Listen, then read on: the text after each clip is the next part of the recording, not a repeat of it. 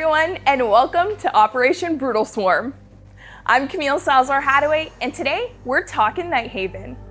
There's always been some tension between them and Team Rainbow, and this season, a new operator is joining their ranks. What's their deal? Creative Director Alexander Karpazis is here to enlighten us and to share more on everything that's coming in this season.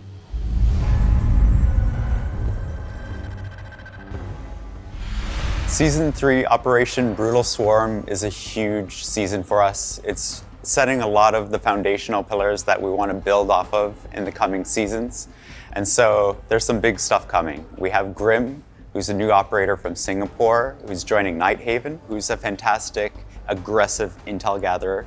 And we also have an additional map coming to the mix that we hadn't planned on before, and it's a nice surprise for our community. And we have some interesting updates that are really important to us too, such as the reputation system, the next phase of it coming online. This season focuses on a squad that you already know. It's Nighthaven. It's led by Callie, and it's officially split off from the Rainbow Six group. We see Grim joining the squad now, and we'll get even more information about what the squad is up to at the launch of the season. We've already communicated with the community about changes that are happening to the roadmap. We saw our map from Season 3 slip to Season 4, but we also wanted to create some surprises as well, which is an additional map that you all know and love already. We also wanted to highlight some of the changes that we're making to the reputation system. We're introducing some features today in the new season, but they also set up new changes for the next season as well. Now that you've heard more about what's coming, it's time to see it in action. Here's a teaser of Operation Brutal Swarm gameplay from our friend Chris Waters and the Ubisoft News team. One hive ready. What's tracking target?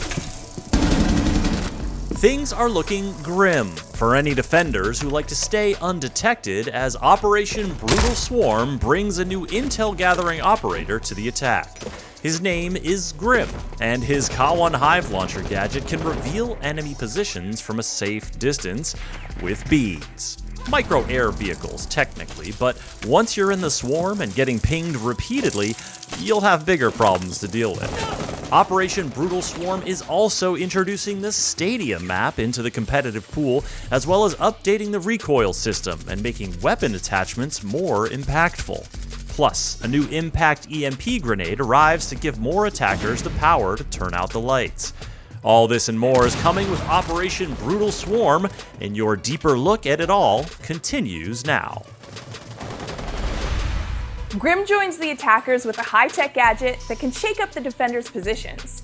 Our game designer, Matthew Lacombe, is here to give you more intel about it, but first, we're going to dive into the design and development of Grim with concept artist Sunshine Kim and director of gameplay design Jeremy Cavan.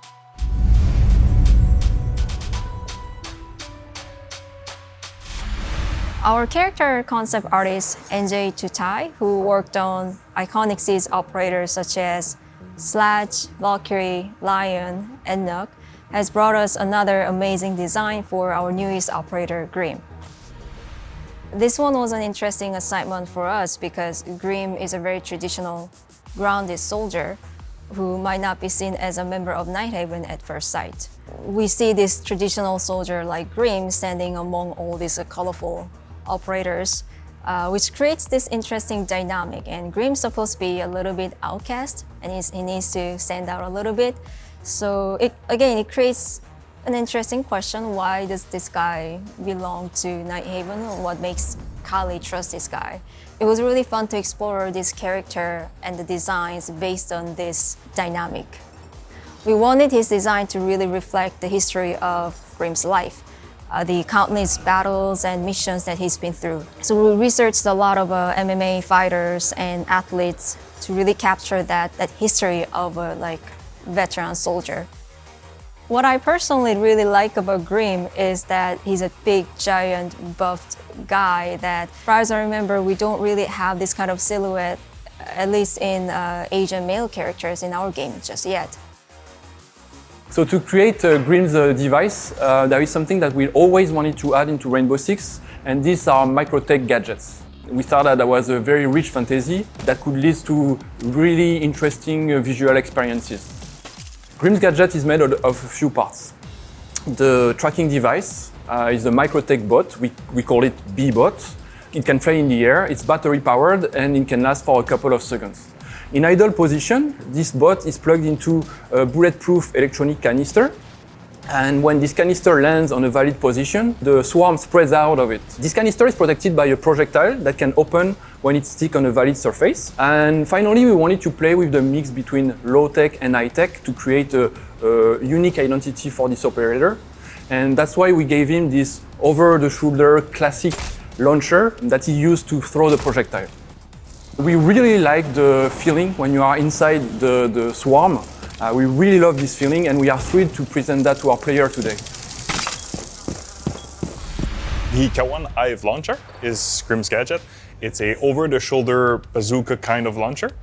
You equip it similar to what you would do with Ash or Zofia. It shoots a projectile that will travel in a straight line. It will stick to the surface it's shot at.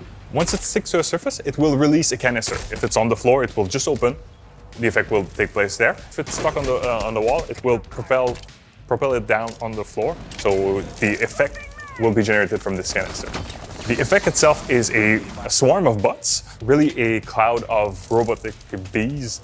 They reveal any defenders that would be inside the swarm.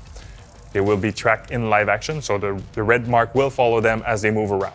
And last part is the decay and the debuff that you will have once you leave the swarm. This is the small beast that sticks to you as you leave. You will get pinged 3 times in a short period of time, similar to the alibi decoy that we have in the game already. We're really happy to tell you that Grimm is a 3-speed, 1-health attacker. It's been a while since we had one of those, and it really goes with the rest of the loadout. We have the 5.52 Commando as a primary assault rifle. You know how reliable, how good it is. But we also have the shotgun, the SG CQB, as another primary option. It's one of the first time that we have an operator that uses a shotgun and is a 3-speed. If you remember, you remember, but for this time it's the first named operator that we have. In the secondary weapon, we have the P229. For the secondary gadgets, we have the breach charge. It adds a layer of verticality to Grimm. You can place the breach charge on the floor, shoot the gadget through the bars, so you're now funneling the defenders from the top floor. So it really adds another layer to this gadget. Or you can go with the Claymore. It's really a natural progression with this gadget. You shoot it in the doorway, there's no one in there because you don't have any marks, or there's no one, you don't hear anyone. You can go place a Claymore now, like you secured something. So it's really like a natural progression of the gadget. Grimm's role is part entry. You want him inside the building first. You have a really good gadget to hunt down roamers. You have the 3 speeds, so you're as quick as them. You have the good weapon to go to pick those fights, and you have the ability to funnel them inside some rooms with your gadget. You shoot this in a doorway, the defenders cannot go in there. Like, you know they won't cross this door, and if they do, everyone on the team will be alerted. We want to have an attacker that is about aggression. We've had operators that were planning heavy, you had to think about what you were doing, but Grimm's is a bit more on the instinct. You have this launcher that denies some area, you have the assault rifle to take areas, so it's really, you're bringing the fight to them. Grimm's gadget always succeeds. So if you hit someone, you will have the red mark. Everyone on the team will know that there's something going on. If there's nothing, there's no red mark, well, everyone will know that there's no one in there. So you always succeed with this gadget. Operators like Nomad, Gridlock, they really help you secure the areas that you can attack with the Grimm. If you know that there's a defender stuck inside a room and contesting this with Grimm would be difficult, you can ask Sense or have a smoke grenade to block the line of sight so you can have the launcher get in there. When you know the opposing team has a lot of roamers, Caveras, Bandit, Vigil, you can ask the help from Jackal. He can track them down with their footsteps. So if they move, they leave footsteps. If they move, they might get caught inside Grimm swarms. So it's really a tag team to get around the roamers. Also, you have Lion. Lion really creates this move or don't move. You have this swarm that is creating on you, but Lion is going off. Do I move? Do I not move? Like, it creates interesting situations when you have those operators against the defending team. Nude is one of the greatest counter that we have to Grimm. For mute, if the canister is stuck inside the mute jammer's radius, it won't release the swarm at all. So you will have to take care of the mute jammer first before having the effect. If you are standing in the radius of a mute jammer and there's a swarm around you, you won't be revealed. If you're affected by the debuff or the decay and you run inside the radius of a mute jammer, you will be cleansed. You can think of it similar to the call from Dokiri. The projectile can be caught by Wamai, Aruni, or Jaeger's gadget. Obviously, Wamai is the most fun one because it will displace the effect, but the other one will get rid of the canister altogether. If the canister hits electricity, be it in a barbed wire or on a wall, it will get destroyed. The way we designed Grim's gadget, we made sure that there's a lot of specific timings. You can hear the shot. You will hear it stick. You will hear the canister opening, and then there will be the swarm. So there's a lot of timings that you will learn as you play against Grim, and each one of those is a warning that something is happening. So you have, as a player, the choice of running or fighting. Grim is a really aggressive attacker. We have the 3 speed, we have the good assault rifle, we have all of the tools to give you an attacker that is really in the face of defenders. So really an aggressive attacker. At the launch of the last season, Operation Vector Glare, we let you know that the new map originally planned for this season would be delayed to next season. In the meantime, we've got a little surprise for you. The stadium map from the Road to SI event is entering the map pool. Don't ban it. Don't do it. Don't ban it. More on that later. Game designer Josem El Rene is here to share the good news and the details.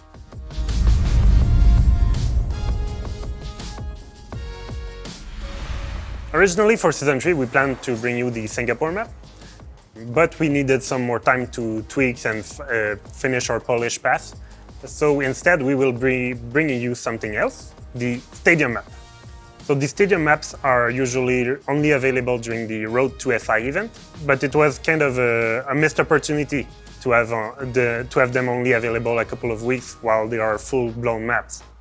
So while internally we always had a lot of fun playing it, we needed a little bit of outside feedback to be sure that it was ready to be brought to the ranked pool.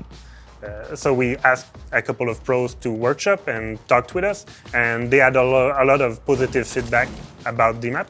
That's pretty much it. We did a couple of tweaks here and there. We brought up the lighting so it's less dark, distributed the spawns so they're equally distributed. And finally, we added the game modes, the team deathmatch, and the PvE elements.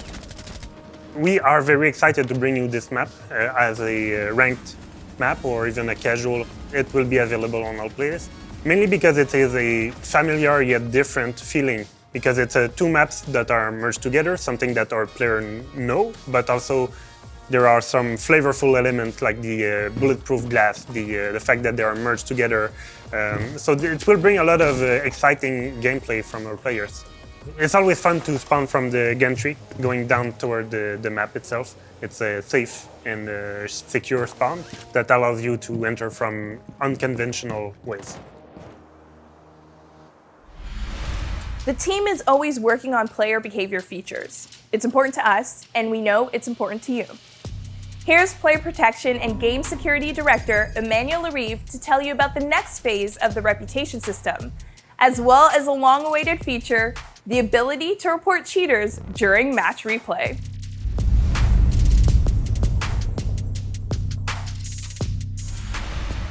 Last season, we introduced reputation penalties by adding penalties toward the friendly fire. With the new season, we will be adding a new penalty for abusive tech chat.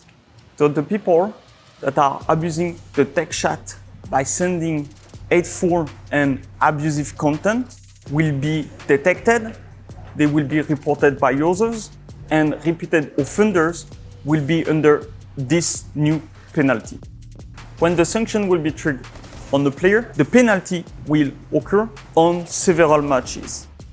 So the person that will be under this penalty will still be able to send text messages. However, only the people that choose to unmute him will be able to see those messages. It's really key that we give player choice to unmute somebody that is under this sanction. When the system will be released, there will be a grace period. During this grace period, only warnings will be triggered, no sanction.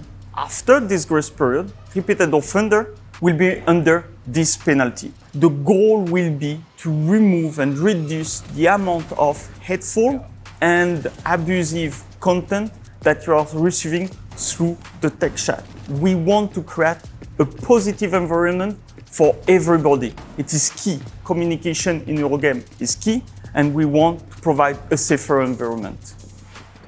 Match replay is a great addition to the game. It allows you to rewatch your match and improve your strategy. However, we heard you. Your voice is really important. So that's why with Season 3, we will be including reporting options. We totally understand that during a live match, you are not sometimes able to report a player. Sometimes the player disconnected, so there is many scenarios. By adding those options to the match replay, you will be able to take the time to review the whole gameplay and report this person. Reporting is really important and key for us. While receiving the reporting, we will be able to investigate and take actions. This will greatly help us to improve our system, but also to better act on those cheaters and distribute the right sanction at the right moment. Your voice is really important. It is key for us. So please continue and use those reporting tools. This new addition to the game will be available on all platforms, PC and console for everybody. The team put a lot of effort toward all of this new feature. For the future, I'm really excited about what we will be building. Reputation system and commendation system. I hope you will enjoy our content. Balancing will have an important role in Operation Brutal Swarm. We're evolving the way we handle weapon recoil, which means the attachments you select will now have a bigger impact. Plus, some of your favorite operators will be getting a new secondary gadget option, the Impact EMP Grenade. On top of that, there's exciting news for Rook and Dokkaebi. Welcome back Alexander Karpazis and Javier Sabarigo from the balancing team to tell you more.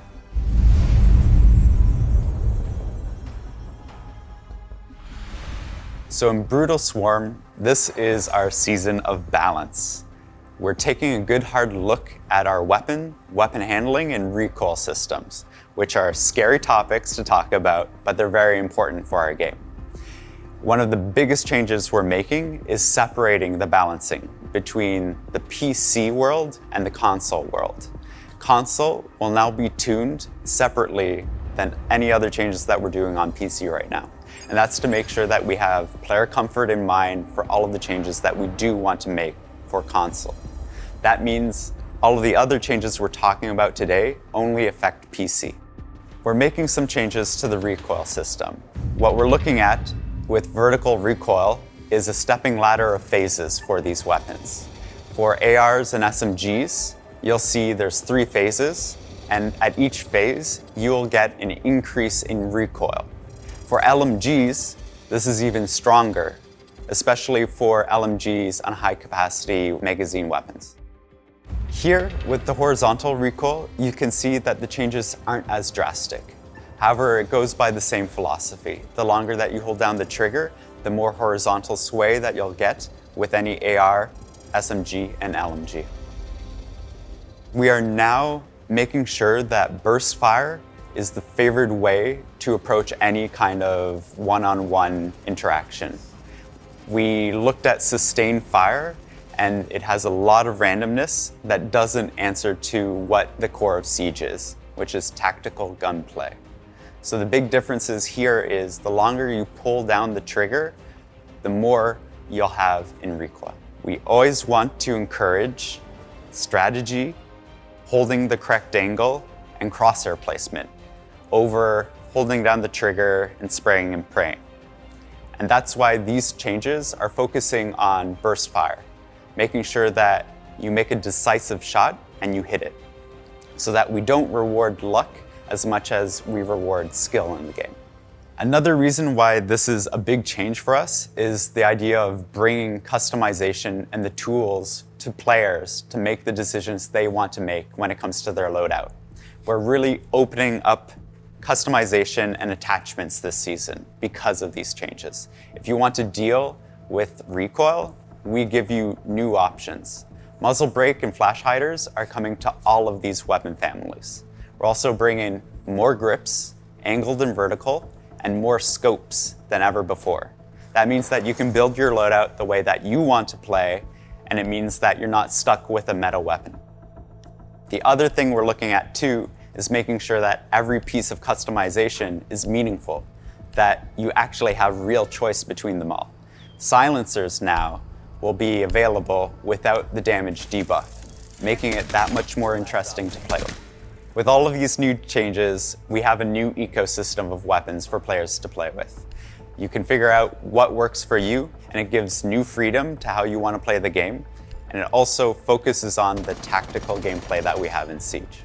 One of the positive impacts that are going to come out of this is new weapons that have long been determined not part of the meta or forgotten or nerfed to the point where they aren't used anymore could get a second life. Feedback is always really important for us in Siege, especially when it's something as important as recoil. We organize a creators workshop, bringing people in to experience the gameplay changes, to get their feedback. We had Q&A sessions, and we won't stop there. It's really important for us that we grow on this and that we check to maintain the health of the meta of the game, and we get all of your feedback as well. These are subtle changes that are changing the way that we can introduce new attachments and new ways to play the game, and we really do believe that this reinforces what Siege is all about. As we introduced in the Year 7 season reveal, we were working on the EMP impact grenade. So that's alternative to Thatcher, that it's the only one that can use the EMP grenade. So that's a little bit what we already do in the game with Maverick, Ivana or Termite, and we added the Heartbreed secondary gadget. This new EMP impact grenade will have a range of 2 meters instead of 5 meters of the Thatcher's one.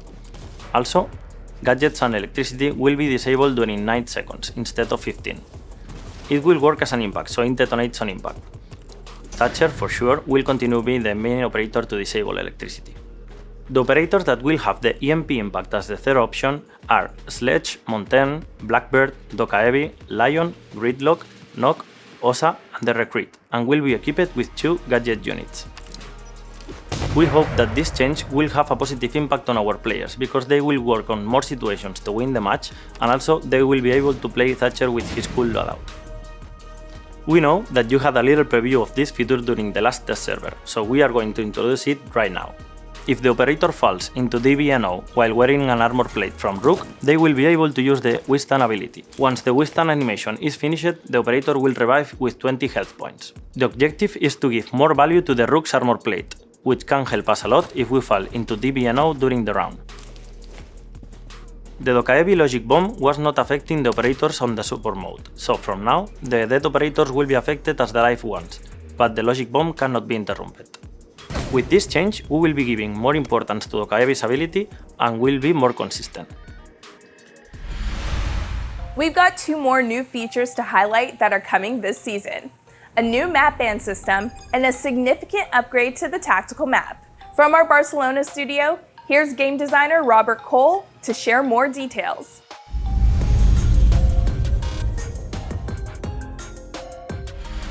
So right now, the way the tactical map works is that it will show the spawn and objective locations, but it's true that it forces players to remember a lot of information, and even if the attackers find the objective, it will not be shown in the tactical map.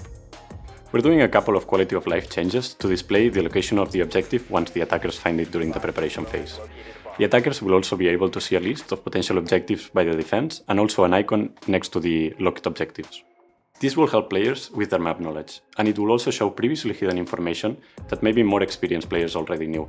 But overall, it will help players focus on decisions that matter, like planning their attack instead of feeling lost around the tactical map. We have been monitoring the map ban and pick rate, as well as the community sentiment regarding map distribution. If we take a look at the data right now, we can see how we have 3 to 4 maps with over 10% of the play rate, as well as maps below the 4% mark. We understand the map ban has room for improvements, and we want to address some of these concerns with this season changes. We're changing the map ban phase to contain 5 maps instead of 3. That way, if both teams decide to ban one map, the final decision will be a random between the 3 remaining maps. As well as, if both teams decide to ban the same map, the final decision will be between the 4 remaining maps. In the same case, if both teams decide not to ban any map, the final decision will be a random between the 5 remaining maps. With this change, we aim at increasing map diversity, while also maintaining the player agency of being able to ban maps from the pool. We will continue to monitor the situation and the performance of this change, but also make any adjustments necessary as part of our commitment on increasing map diversity. We know that this will help with map representation, but we also have future plans to tackle the exact problem of new maps being banned. Before we wrap it up, let's talk Brutal Swarm Battle Pass. Starting this season, the Battle Pass will come with a discount on all items in the shop. And if you like, you could buy one for your friend as a treat. For more details, here's Business Strategy Director Mohammed Ben Hanada.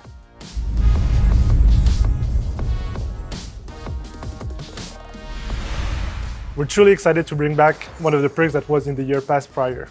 So we're bringing back the shop discount. So what this means is for the Battle Pass owners, you'll be able to have the 10% shop discount during the season where you have the Battle Pass. And for our year pass owners, you will have it up until the end of year 7.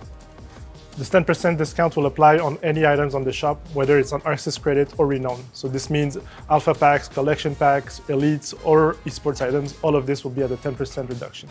We know that Siege is a game that is best played with your friends. So we want you to be able to also experience the Battle Pass with one of your friends. So during Season 2, we soft launched the Buy for a Friend feature for the Battle Pass.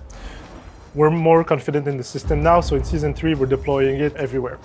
So what this means is that for you, as a player, you'll be able to purchase the Battle Pass for one of your friends.